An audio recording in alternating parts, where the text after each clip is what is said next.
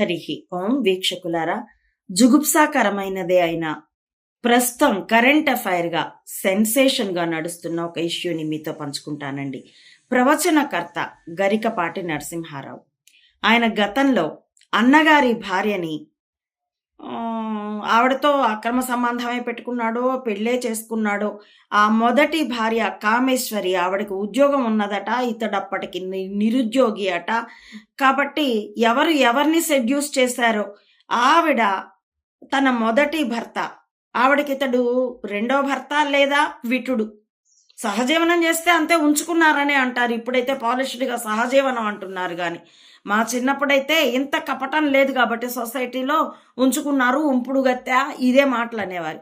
మరి ఆ కామేశ్వరి అనే ఆమె ఏడుస్తూ తన పాండిత్యాన్ని ప్రదర్శించుకుంటూ తన ప్రవచనకర్తం చేస్తానని నమ్మించాడు ఈ గరికపాటి నరసింహారావు అని అంటుంది. అప్పటికి అతడే ప్రవచనకారుడు కాడని కూడా ఇంకోవైపు అంటోంది. అతడికి 2 బిడ్డల్ని కన్నానని అంటుంది. మరి తనని ఎత్తుకొచ్చాడు అంటుంది. ఎవడేమన్నా కొండపల్లి బొమ్మ లేకపోతే కుక్క పిల్ల పిల్లికున ఎలా ఎత్తుకెళ్తాడు? అతడేమన్నా రావణాసురుడిలాగా పుష్పక విమానం ఏమన్నా ఉందా?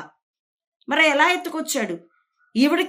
ఈవిడ వయసు పెద్దావిడే కదా, పెళ్ళయి ఉన్నది అంటే. అసలు ఈ ఇష్యూలో ఆ మొదటి మొగుడు ఈ గరికపాటి అతడి అన్న ఆ గరికపాటి వెంకటేశ్వరరావు బయటకు వస్తే గాని ఈ ఇష్యూ మురికి వదలదు.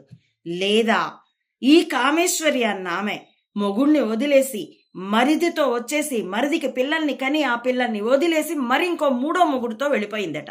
ఇతడు 2వ పెళ్లి చేసుకున్నట్ట. లేక ఆ వదినతో గనక చేసింది వ్యభిచారం అయితే పెళ్లి చేసుకున్నట్ట. ఆ ఇప్పుడున్న భార్య పేరు శారదట. ఈవిడే పెంచిందట ఆ పిల్లని. నేను విని ఉన్న దాని ప్రకారం ఈ గరికపాటి నరసింహారావు అనే ఆయన యొక్క కొడుకు కూడా ప్రవచనాలు చెప్తున్నాడు అని విన్నాను. మరి ఆ కొడుకు ఈ కామేశ్వరికి పుట్టిన కొడుకో శారద అన్న ఆమెకు పుట్టిన కొడుకో తెలియదు. ఇందులో సత్యాలు తెలియాలి అనంటే ఆ గరికపాటి వెంకటేశ్వరరావు అన్నా చెప్పాలి, లేదా ఈ కామేశ్వరికి పుట్టిన గరికపాటి నరసింహారావు కారణంగా పుట్టిన పిల్లలన్నా చెప్పాలి. కానీ కుటుంబ వ్యవహారం, ఒకవేళ ఇంత నీచాలున్న వ్యవహారం ఇంత పబ్లిక్ చేసుకుని దాన్ని చర్చకి దారి తీయించి అనివార్యంగా అందరూ దాని గురించి మాట్లాడవలసిన స్థితికి తీసుకొని రావడం ఖచ్చితంగా కుట్రపూరితమే. ఎందుకంటే అతడు ప్రవచనకర్తగా అతడి మాట 10 మంది వినే విధంగా ఒక దారి ఏర్పడింది. దాన్ని ధ్వంసం చేయడానికి చేసింది. ఒక వ్యక్తి మీద దాడి చేసే ముందు అది వ్యవస్థకి ఎంత కీడు కలిగిస్తుందా మేలు కలిగిస్తుందా అన్నది చూడాలి. నేను వ్యక్తి మీద దాడి చేస్తున్నాను, చంబా మీద డ్రామోజీ మీద కూడాను, కానీ అది వ్యవస్థకి కీడు కలిగించదు. వాళ్ళు చేసిన కీడుని నేను వివరిస్తూ ఉన్నాను.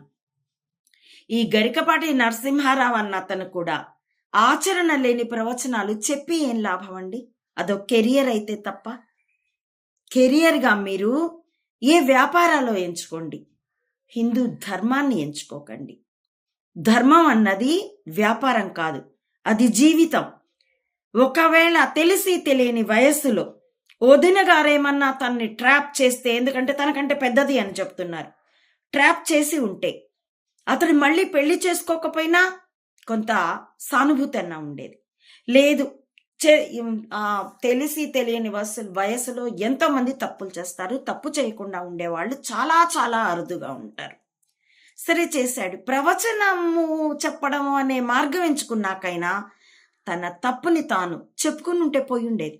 ఇప్పటికైనా ప్రవచనాలు చెప్పిన వ్యక్తిగా తను చేసింది చెప్పుకొని ఈ లైన్ నుండి విరమించుకున్న అతడి గౌరవం కాపాడబడుతుంది.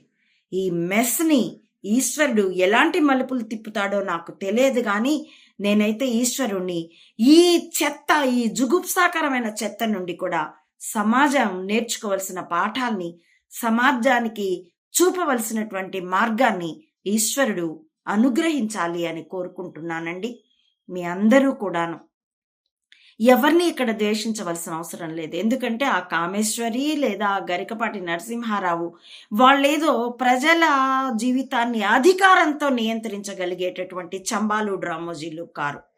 వాళ్ళ మాటలతో ప్రభావపరచగలరు. అది ఏ మానవుడికైనా ఉంటుంది. మైక్ ఉన్నవాడికైనా ఉంటుంది, మైక్ లేని వాడికైనా ఉంటుంది.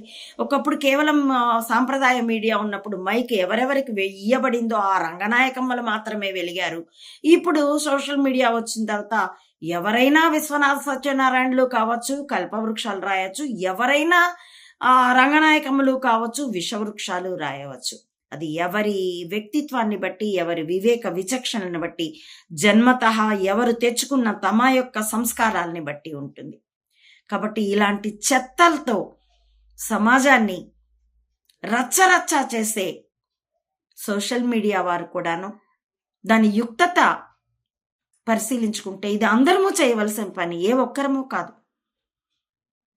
కాబట్టి పక్కింటి మురికిని చూడడం కంటే మన ఇంటి మురికిని శుభ్రం చేసుకోవడం మేలు. ఇప్పటికైనా నీతులు చెప్పే ముందు ఆచరణ పరిశీలించుకోవడం అవసరం. అయ్యా గరికపాటి వారు, మీ పాండిత్యాన్ని, మీ ధారణా శక్తిని, మీరు చక్కగా మనసులకు హత్తుకోగలిగేట్టుగా చెప్పగలిగే మీ టాలెంట్ని అభినందిస్తాను, అభిమానిస్తాను కూడాను.